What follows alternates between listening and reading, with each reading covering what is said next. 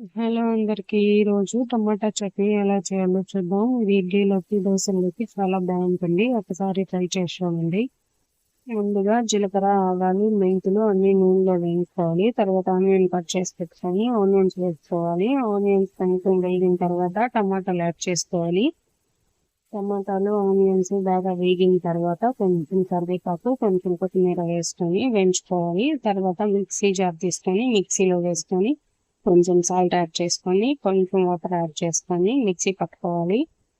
ఇలా మిక్సీ పట్టుకున్న తర్వాత ఒక ప్యాన్ లో ఆయిల్ హీట్ చేసుకొని కొంచెం ఆవాలు వేసుకొని కరివేపాకు వేసుకొని తాలింపు పెట్టుకోవాలి.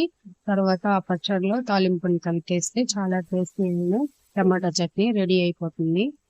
మీరు ఇలా ట్రై చేసి ఎలా వచ్చిందో కామెంట్ లో చెప్పండి. ఇంకా మన ఛానల్ని ఎవరైనా సబ్స్క్రైబ్ చేసుకోకుండా చూస్తుంటే ప్లీజ్ లైక్ చేసి సబ్స్క్రైబ్ చేసుకోండి.